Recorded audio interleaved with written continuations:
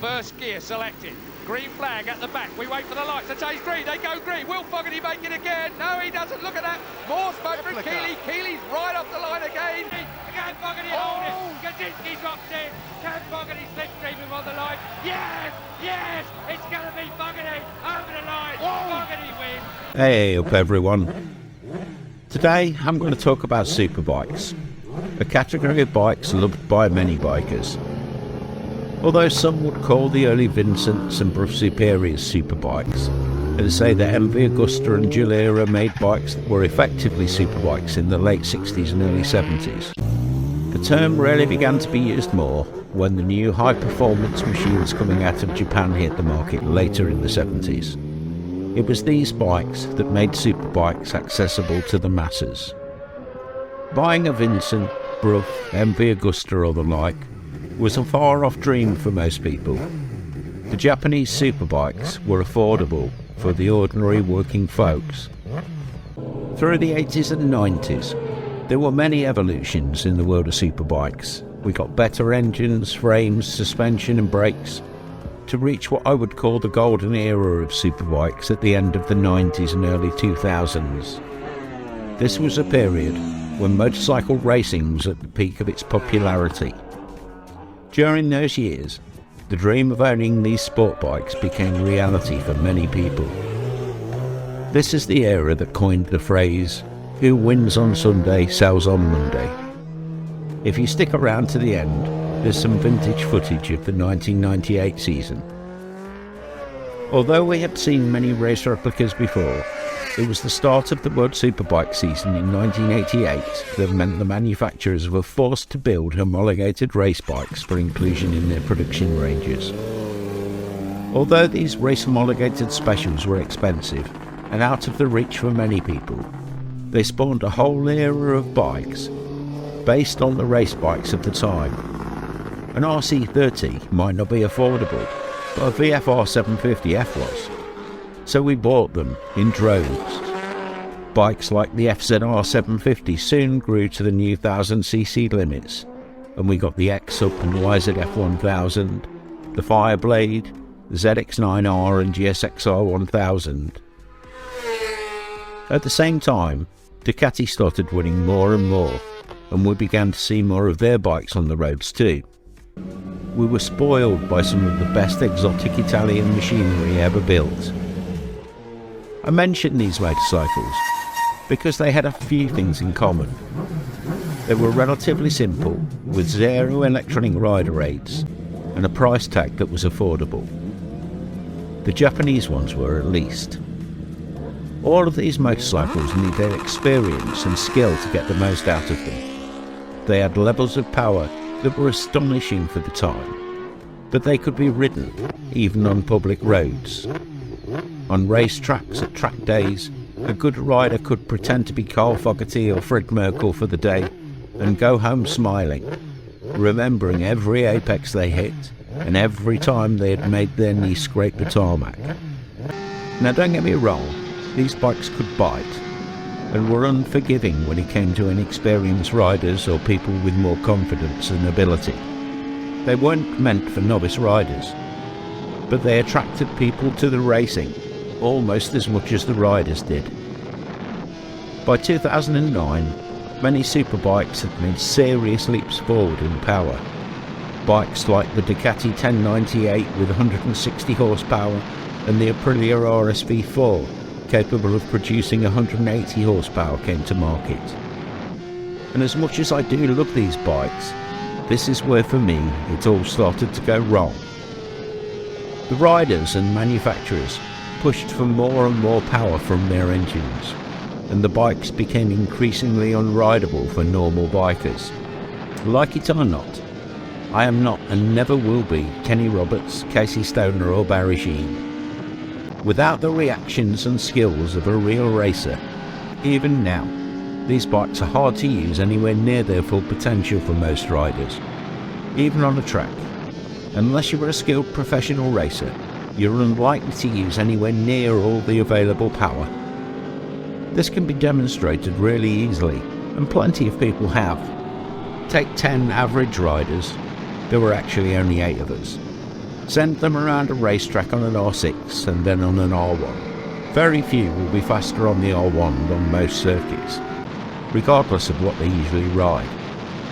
Most will actually be faster on the R6, because it's lighter, stops faster, and is easier to handle.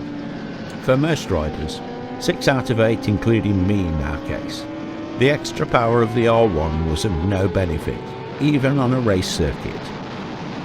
Now we did this at Cadwell Park, which is a nadgery technical little circuit, and at some circuits with long straights the R1 would obviously come out on top. But that's a high-speed racetrack, not the road. It takes a very gifted rider to get the most out of a 180 horsepower motorcycle, not just a fearless one. You can see in the footage how with this mixed racing class, even when the 1000cc bikes get past, they can't get away. Most of the time they barely get past the R6 by the end of the straights, and then are immediately passed again, either on braking or in the corners. So, to keep these bikes under control, the manufacturers started developing more complicated electronic controls, and for road-going bikes these controls became more intrusive. Prices got higher, and these new superbikes again began to become the domain of the few, toys for the rich or the indebted. The increased price tags of many motorcycles, but especially superbikes, seriously discourages young riders. They just don't see the bikes as attainable. Today, in 2023, superbikes have reached extreme levels of performance. Most develop over 200 horsepower now. Compared to the bikes of even 10 or 20 years ago, they are totally beyond the skill levels of most riders. Sales have dropped, and fewer people are watching the racing too. People just don't seem to make that connection with the bikes in the way that they used to. Simply put, World Superbikes, among other things, has made road-going sports bikes ever more expensive and less popular. Looking at the World Superbike rulebook, you see statements like must remain as originally produced by the manufacturer for the homologated motorcycle everywhere. All you can modify at present is the engine management, exhaust system, suspension, brakes, and a few engine parts. To make the bikes as fast as possible for those expert works team riders takes time and money. This results in faster, more technical and complicated road bikes being released, which is inevitably more expensive, and so they become less affordable. Instead of engineering advances that work to improve real road-going motorcycles, we get aerodynamic packages that don't actually start working until you are doing illegal speeds, and launch control devices that have no use on the road. What is the point unless you were using it as a race bike? Even for the Watch Me brigade, is a fast takeoff really impressive if electronics are doing it and not you? Plus, making it for a road bike inevitably means people will use it. Sometimes people with less than half a brain cell, so it hardly improves rider and road safety. The more expensive these bikes get, the more niche they become, and the less attainable they are for the average rider, unless they're prepared to sell a kidney or two, of course. So, has the life of the superbike reached its peak? Are superbikes a dying breed? Well, maybe, but probably not. My opinion is that the performance of modern superbikes is just so far beyond even the best riders on the road, it's all a bit ridiculous. I believe that continuing working on ever more complicated electronic controls, aerodynamic winglets, brake ducts and the like to help keep the immense power of the engines under control at speed will lead to sales in this market sector falling even more as the bikes get ever more complicated and expensive. I personally think, and it is only my opinion, that the World Superbike series should be taken in a different direction. By limiting the bikes to 750cc, reducing rider aids and putting more focus on lowering the weight, the bikes could become significantly cheaper to build. This would lower the purchase price, which lowers the cost of insurance, and so riding them would become more affordable again, especially for younger riders. This in turn would hopefully have the knock-on effect of increasing their interest in motorcycle racing once again. It isn't that long ago really, since the bikes in World Superbikes were limited to 750cc anyway.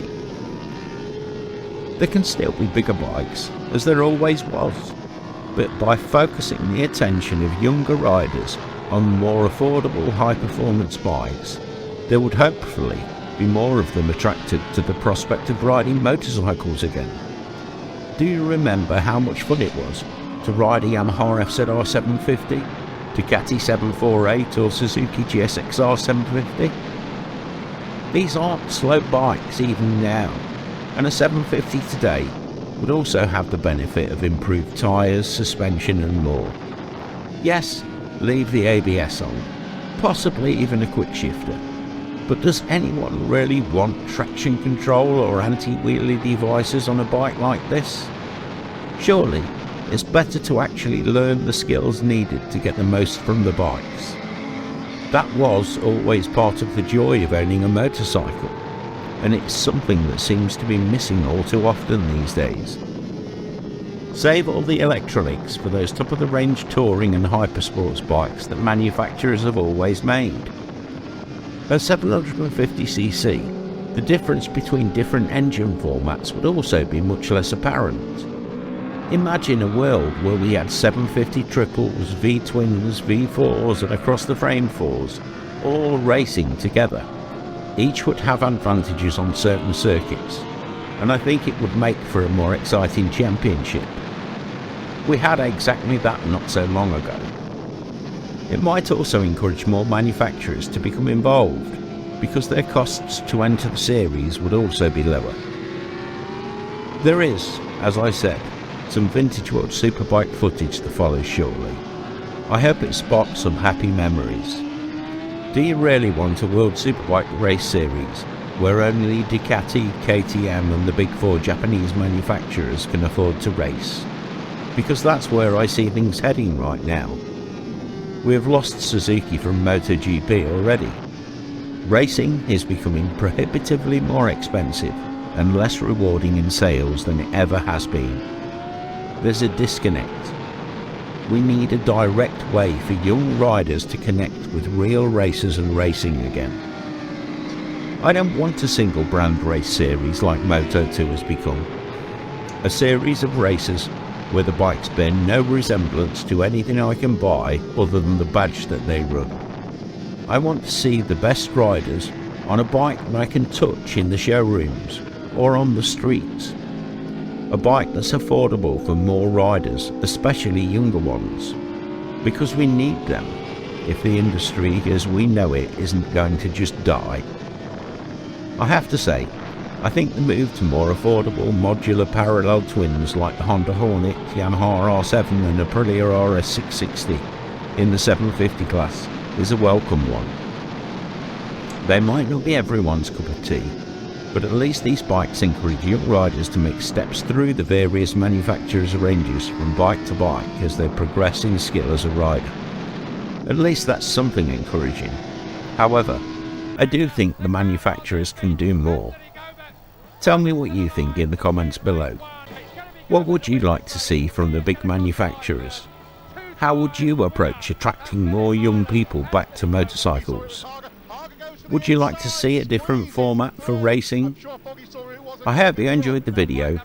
Thanks for listening. Don't forget to hit the like button and subscribe to the channel if you did enjoy it. Ride free, everyone. What did you give for the chances of Harger and Keeley staying on all the race? Well, not a lot is the answer, I feel. I think I'd probably put money on them, one of them crashing. Still leading, it's Harger on bike 41. There he is.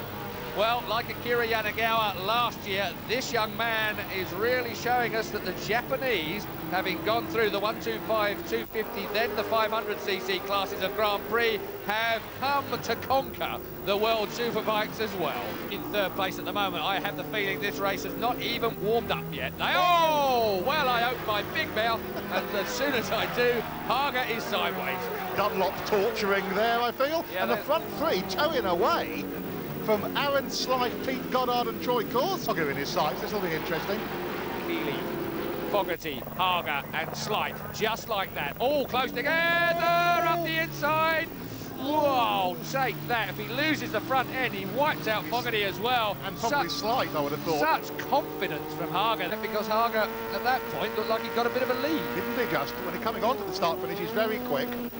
And he still holds it. Keeley second, Aaron Slight third, Carl Fogarty fourth. Number 7 is Frankie Keeley on the Ducati, he leads. Second, 41, Harger on the Yamaha. Third, 111, Aaron Slight on the Honda. And fourth, number 2, Carl Fogarty, also on a Ducati. The boys, that was incredible.